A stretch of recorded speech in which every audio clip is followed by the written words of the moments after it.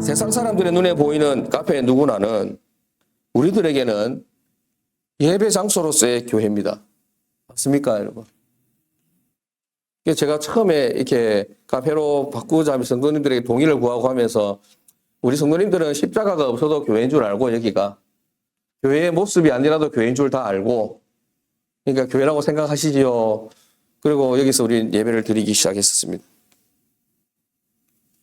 생각해보면 참 많이 불편합니다. 의자도 카페 의자가 그렇게 편한 의자가 아니거든요. 왜냐하면 빨리 차 마시고 빨리 가라고 불편하게 만들어 놓은 겁니다. 근데 우리 예배 드리려고 하면 이 예배 드리기에는 적당하지 않은 불편한 의자입니다. 테이블도 마찬가지고. 그리고 오랫동안 신앙생활을 해온 사람들에게는 더 낯설고 더 어색하죠. 예.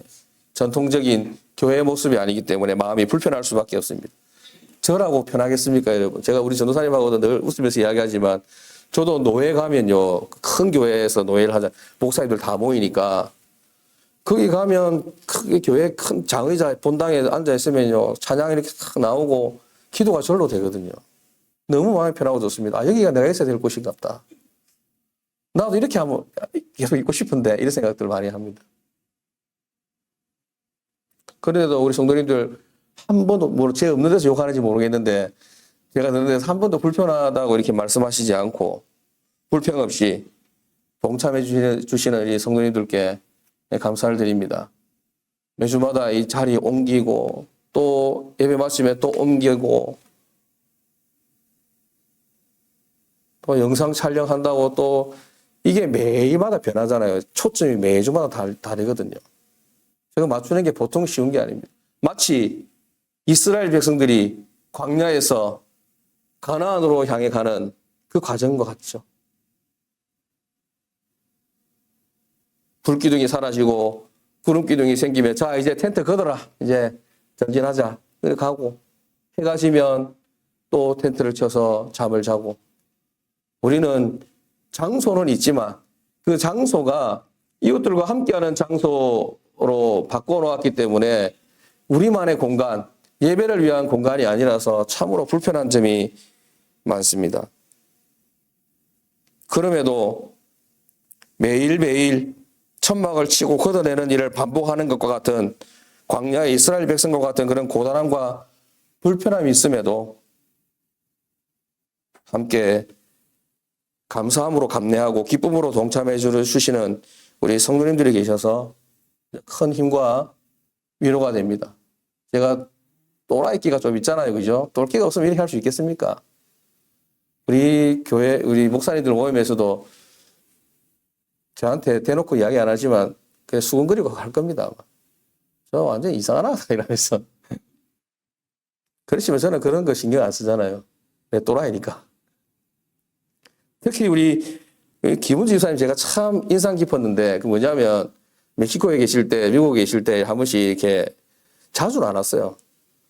어떨 때는 몰래 왔다 가기도 하고 어떨 때는 와서 걸리면 차 마시러 오기도 하는데 제가 굉장히 인상 깊었던 건 뭐냐면 이 카페로 바뀌고 난 다음에 차 마시고 이렇게 이야기하고 하는데 꼭 누군가 찾아요. 전화로. 어디 있냐고 묻겠죠. 그러면 뭐라고 하냐면 항상 교회라고 이야기를 해요. 저는 굉장히 감동을 많이 받았습니다. 거기에 대해서. 한 번도 뭐 카페에 와 있다. 누구 만나러 와 있다. 이렇게 한 적이 없어요. 나 교회에 와 있어. 그게 제가 추구하는 거였잖아요. 그죠? 우리는 십자가가 아니어도 교회에 옷을 입고 있지 않아도 여기는 교회고, 뭐 교회고 아니고가 중요한 건 아니지만, 형태가 없어도 여기는 예배하는 장소고, 우리가 함께 모여서 하나님을 영광 돌리는 것, 하나님께 영광 돌리는 것이고, 복음을 전하는 것이고, 믿음을 함께 이루어가는 곳이다. 라고 생각을 하고 있었고, 그렇게 기회가 될 때, 자주는 못하지만 기회가 될 때 이렇게 말씀해 왔는데, 아니, 우리 김원지 집사님은 이거 교회에서 카페로 바꿀 때 안 계셨잖아요. 어느 날 와보니까 카페가 돼 있거든. 그런데도 그런 제 마인드라고 하죠. 이 가치, 철학을 분명히 알고 있었단 말이에요. 너무 감사했습니다. 우리 뭐 성도님들 뭐 제가 다 이름을 다 거론하지 않아도 모두가 그런 마음이 있으니까 또 이게 함께 깊이 동참하시는 거겠죠. 아니면 뭐 싫다고 가겠죠. 교회를 카페로 바꾸면서 가지게 된 가장 큰 목표는 우리 교회가 지역 속으로 들어가는 것이었습니다. 지역이 교회 안으로 들어오는 것이 목표가 아니라 그러니까 소위 말하면 제가 동네 사람이 되는 게 목표였습니다. 이웃들이 교회 나오건 안 나오건 그냥 목사님이라 안 불러줘도 돼요. 그래서 저는 목사라고 처음에 안 했거든요. 그냥 커피 알바라고 했거든요. 김해에서도 그랬고. 결국 사람들이 다 알게 되잖아요. 그죠? 그러면서 이 교회 안으로 뭐 꼭 들어오는 것이 아니라 우리가 지역 속으로 들어가지는 것. 그들이 우리를 인정하고 받아주는 것. 이것이 그 목표였습니다. 지역 주민들과 함께 진정으로 소통하고 교제하는 것이었습니다. 그들이 교회를 생각할 때 종교를 초월해서 참 부드러운 곳이다. 포근한 곳이다. 따뜻한 곳이다. 지금 내가 당장은 아니지만 언제라도 내가 힘들고 어려운 일이 있을 때 의지할 만한 곳이다 라고 여길 수 있기를 바라는 마음이 가득했습니다. 그렇게 우리는 한 번도 가보지 않은 길을 가고 있습니다. 매일매일 새로운 길을 걷습니다. 2025년에는 또 어떤 모습으로 변화가 될지 굉장히 기대가 되고 그래서 매우 설레입니다. 그런 가운데 이번 성탄 이브 초청 행사는 그 의미가 상당히 크다고 할 수 있습니다. 분명 아직 갈 길이 멀지만 처음 카페로 변화를 시도하면서 꿈꾸어왔던 일들이 열매를 맺기 시작하는구나 싶어서 많이 감사하고 많이 기뻤습니다. 제가 표현을 굉장히 다이나믹하게 하는 사람이 아니라서 그렇게 표현을 잘 못하지만 제가 이렇게 또 한 10년에 한 번쯤 이렇게 하잖아요. 그죠? 굉장히 감사하고 그렇게 된 게 제가 잘나서가 아니라 우리 사모님 혼자 수고해서가 아니라 우리 성도님들 함께 지지해 주시고 함께 묵묵히 지켜봐 주셨기 때문에 그렇게 될 수 있었다라고 생각이 되니 너무나 감사합니다. 앞에 3명의 청년들을 거쳐서 이 사모님이 카페 누구나를 맡아 섬기면서 비로소 이렇게 지역사회에 더 잘 스며들고 있구나 여겨집니다. 그렇다고 해서 앞서 섬겼던 우리 3명의 청년들의 섬김이 의미 없었던 거라고 저는 생각하지 않습니다. 그때는 그것이 최선이었고 그들의 그 당시 나름의 섬김이 또 오늘에 있어서 조금씩 결실을 맺게 되는 일련의 과정이었다고 생각합니다. 이런 가운데 우리 성도님들의 마음에 긍정적인 변화와 부흥을 꿈꾸는 마음이 2024년에 일어났습니다. 어떻게 다 그렇게 마음을 먹었는지 2024년 기도 제목에 성도님들의 마음에 교회의 부흥에 대한 열망이 그렇게 많이 기록이 되어 있었습니다. 그러고 보니 부흥은 목사 혼자만의 꿈과 열정으로는 안 되는 것이다라는 것을 제가 또 새삼 배우게 되었습니다. 성도님들의 마음과 마음이 모아질 때 하나님은 역사하시고 어떤 방법으로든지 긍정적인 변화가 일어나게 된다는 것을 2024년의 경험을 통해서 배우게 되었습니다. 겉으로 보기에 보잘것없어 보이지만 그 큰 변화의 시작을 우리는 2024년에 경험했습니다. 하나님은 우리에게 2025년에 더 큰 변화와 부흥의 열망을 주셨습니다. 24년이라는 그 자리에 머물지 말고 25년을 향해 나아가기를 원하십니다. 주님은 교회의 부흥을 위한 필수 조건으로 품위 있는 성도로 우리를 부르고 계신다 확신하게 되었습니다. 왜냐? 복을 받기 위해서는 그릇이 준비되어야 하기 때문에 그렇습니다. 입을 넓게 열라. 내가 채우리라 약속하셨습니다. 우리가 그릇이 준비되지 않은 상태에서 복을 구한다고 해서 하나님이 복을 준비는 간장 종지만큼 준비해놨는데 하나님이 호우가 내리듯이 태풍처럼 주시면 그 간장 종지 다 떠내려가 버리지 않겠습니까? 큰 항아리를 준비하죠. 우리가 품이 있는 성도로 준비가 되어질 때 하나님은 교회도 부흥을 주실 뿐만 아니라 우리 가정의 부흥, 기업의 부흥, 우리 영혼의 부흥도 허락해 주실 줄로 믿습니다. 그런 차원에서 품이 있는 성도가 참 중요하다라고 생각을 했습니다. 품이 있는 성도가 어떤 성도일까? 여러분, 품위가 무슨 말입니까? 품위. 우리 교회 2025년 비전을 이렇게 정해놓고 한 달 동안 매주마다 같이 읽고 했는데, 그럼 품위가 무슨 말인지 찾아보신 분 계십니까? 원래 실력으로 다 알고 있어서 안 찾아봤습니까?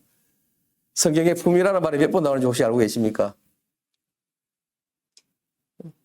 좀 일찍 왔으면 정사님 이야기해 주는 거 들었을 텐데.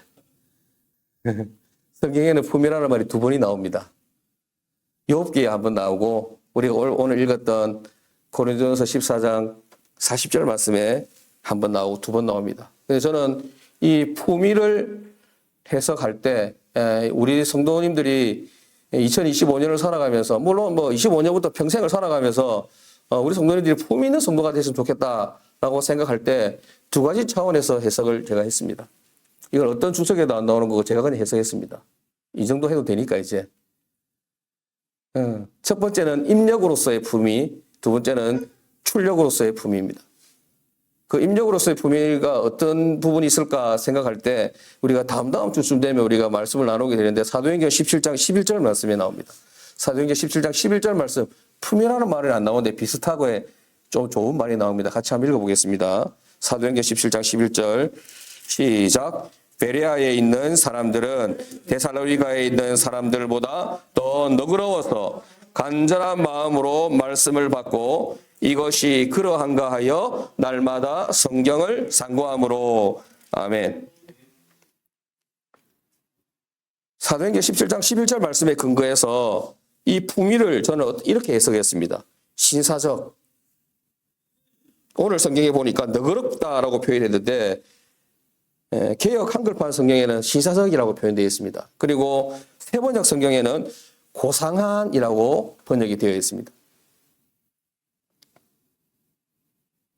신사적이라는 말, 너그럽다는 말에 헬라어 원문 신약 성경에 헬라어로 기록되어 있는데 그 헬라어 말은 뭐냐 찾아보니까 제가 오늘 여기 성경 그 주보에도 빨간색으로 표현했습니다. 이거 알면 좋을 것 같아서 유게네스. 양산에서 아는 사람 아무도 없거든요. 우리만 알아요. 유게네스. 이수경 김사님 3년께서 들어봤어요, 이거? 들어봤잖아. 유게네스.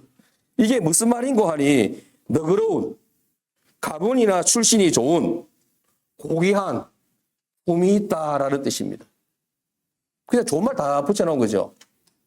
근데 이건 단지 좋은 가문에서 태어났다, 귀족 출신이다라는 말이 아니라, 이 성경을 기록할 때, 누가라는 제자가 사도행전을 기록했잖아요. 그죠? 누가가 유게네스라는 말을 쓸 때 왜 이걸 썼냐면 진리의 말씀 앞에서 깨끗하고 순전한 마음을 소유했다라는 뜻으로 이 단어를 썼다는 말이죠. 다시 한번 중요한 거니까. 단지 내가 좋은 집안에서 태어났다, 금수저다 이 말이 아니라 하나님의 말씀 앞에서 순전한 마음을 소유했다. 하나님 말씀 앞에 겸손하게 정말 그 순전한 마음으로 아멘으로 주님 말씀하시니 내가 믿습니다. 이런 겸손한 마음, 이 마음을 가졌다라는 뜻입니다. 그러므로 사랑하는 여러분, 하나님의 말씀을 읽고 듣고 배움에 있어서 신사적으로 고상하게 그리고 너그럽게 받아들일 수 있는 품위 있는 성도가 되시기를 주님의 이름으로 축복합니다. 이걸 구약시대 때 에스겔 선지자는 어떻게 표현했냐면 살같이 부드러운 마음이라고 표현했습니다. 살같이 부드러운 마음. 돌같이 단단하고 굳은 마음이 아니라 살같이 부드러운 마음. 고기같이 야들야들한 마음. 그러니까 찌르면 찔려지고 베면 베어지고 찰흙처럼 이렇게 만들어진단 말이에요. 여러분들의 마음은 돌같이 굳어 있습니까? 살처럼 고기처럼 부들부들 지난 주일날 먹었던 삼겹살처럼 부들부들합니까? 칼집이 내면 칼집이 나지고 그래 하나님 말씀이 우리를 수술하고 우리를 고치고 치료하고 회복시키려고 할 때 만들어지죠. 나는 어떤 말씀이 들어와도 하나님이 아니라 하나님 할아버지가 와도 나는 안 변해. 절대 수용 안 해. 아멘 안 해. 받아들이지 안 해. 이렇게 되면 어떻게 된단 말이에요? 그건 돌같이 굳은 마음이라. 망하는 마음인 것입니다. 베레아에 있는 사람들은 데살로니가에 있는 사람들보다 더 신사적이고 더 너그럽고 더 품위가 있어서 하나님 말씀이 주어지면 입력이 되어질 때 이 말씀이 그러한가? 내가 잘 몰랐네. 아멘 하고 묵상하고 또 묵상하고 순종으로 아멘 하고 그렇게 고상하고 너그럽고 신사적인 등대 열방교회 성도님들 되시기를 주님의 이름으로 축복합니다. 두 번째, 입력으로서의 품위. 하나님 말씀을 듣고 읽고 배울 때에 우리의 품위가 어떠해야 하는가? 신사적이어야 한다. 너그러워야 한다. 이렇게 했고, 두 번째, 출력으로서의 품위, 아우푸스로서의 품위에 대해서 살펴보도록 하겠습니다. 오늘 우리가 함께 읽은 본문의 말씀에 근거해서 품위 있는 성도는 결론적으로 말해서 뭐냐면 질서 있고 덕을 세우는 성도라고 정의할 수 있습니다. 고린도전서 12장부터 14장까지 긴 내용은 은사에 대해서 다 이야기하고 있습니다. 왜 사도 바울이 은사를 이렇게 길게 설명할까요? 은사의 종류가 많아서도 맞겠지만 이것으로 인해서 너무나 오해가 많고 분쟁이 많고 잘 되라고 줬는데 오히려 안 되는 경우가 너무 많았기 때문에 정말 공을 들여서 설명을 자세히 하고 있습니다. 고린도전서 12장은 은사가 무엇이 있고 은사장이라고 그러죠. 은사가 무엇이 있고 어떤 은사가 있고 어떤 은사가 있고 은사의 종류들에 대해서 굉장히 설명을 자세하게 하면서 은사들 간의 상호관계에 대해서 설명해 주고 있습니다. 그리고 13장은 우리가 잘 아는 그 유명한 사랑장이죠. 이 무슨 말입니까? 은사의 최고봉은 사랑이다. 은사 중에 제일은 사랑이다. 믿음, 소망, 사랑 중에서도 최고는 사랑이다. 그래서 오늘 사랑셀이 맛있는 거 준비하잖아요. 그리고 14장에 와서는 은사를 사용하는 방식에 대해서 설명하면서 결론적으로 40절에 은사를 사용하는 두 가지 기준을 제시하는데 그 기준이 뭡니까? 첫 번째 질서, 두 번째 품위. 그 품위는 더 쉽게 표현하면 덕을 세우는 것입니다. 품위 있는 성도는 자신이 가지고 있는 은사와 재능, 여러분들 스스로가 생각하는 잘하는 게 있잖아요. 그런 게 있다대요. 우리나라 사람은 장점을 자기가 이거 잘한다 생각하는 게 아니고 다른 사람들이 너 이거 잘 이렇게 하면 그걸 잘 믿는데요. 미국 사람들은 지가 그걸 정한대, 그걸. 내가 이거 남들이 볼 때 전혀 못하는데 지가 잘한다 생각하면 잘한다 생각해요. 우리나라 사람들은 내가 잘하고 못하고 내가 생각하는 게 중요한 게 아니고 남들이 잘해준다고 인정할 때 그걸 잘한다고 생각한대요. 뭐가 맞는지는 모르겠습니다. 그게 중요한 건 아니고. 잘하는 게 있잖아요, 일단. 재능이 있는 게 있잖아요. 남들이 하지 못하는 것일 수도 있고, 남들도 다 할 수 있지만, 내가 좀 더 효율적으로 더 잘하는 것이 있을 수 있고, 그걸 우리는 재능이라고 하고, 능력이라고 하고, 은사라고 하기도 합니다.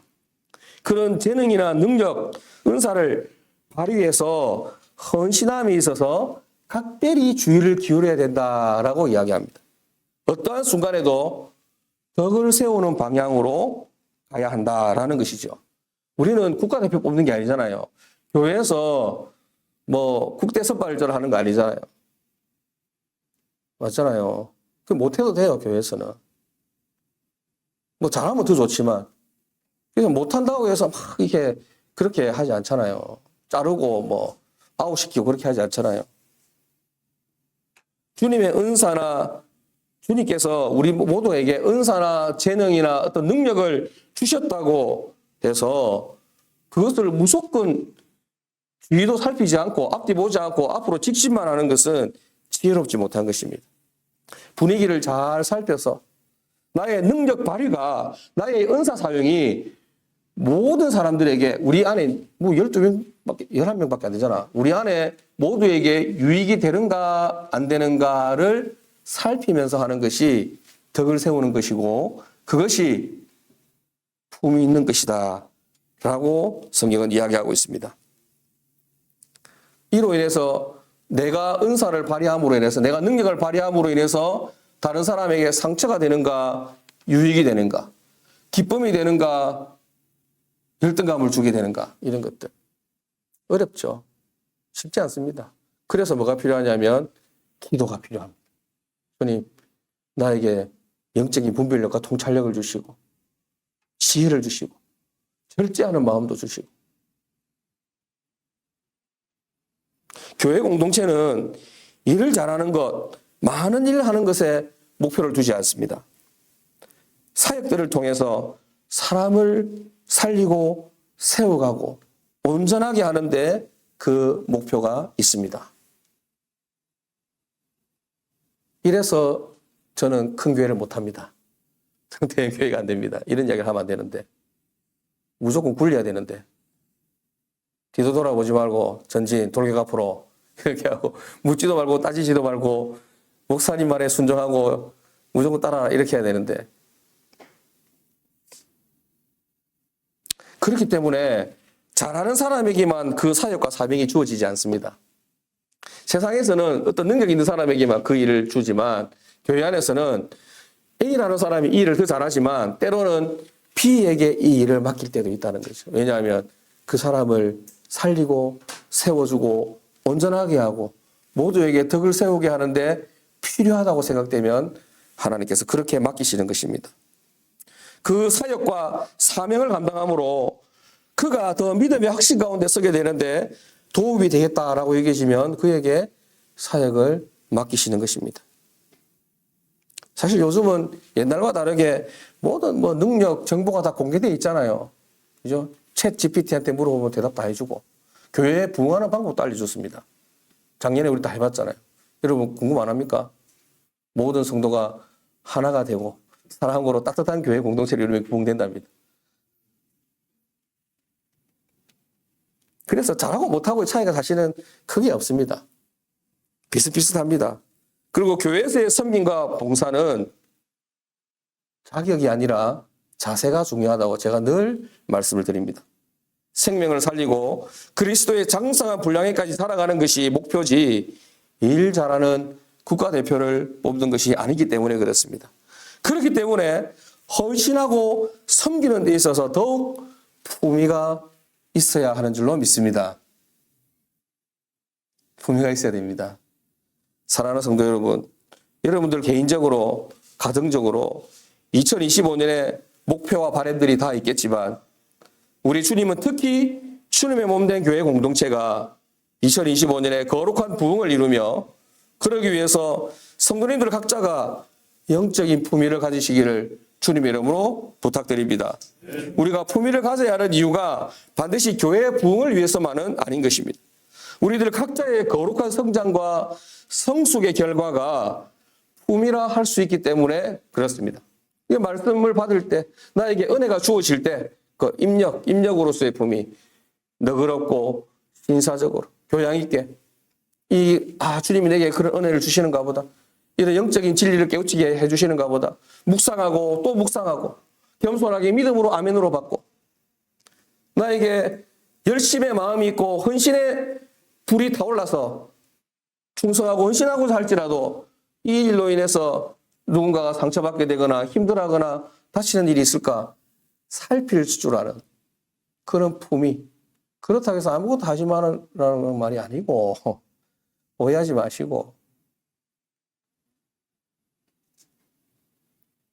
사랑하는 여러분, 생명과 진리와 능력의 말씀을 읽고 듣고 배울 때 신사적이고 또 고상하고 너그러운 마음으로 받아들일 수 있는 품위 있는 성도가 되시기를 주님 이름으로 부탁드립니다. 뿐만 아니라 주님께로부터 받은 바 우리의 건강과 생명과 은사를 발휘함에 있어 질서 있고 모든 이에게 유익을 끼치고자 하고 덕을 세우는 마음으로 품위 있게 헌신함으로 교회의 부흥을 이루고 영적 성장을 이루어가는 복된 2025년 될 수 있기를 주님 이름으로 축복합니다. 기도하겠습니다. 하나님 아버지, Lamb of God.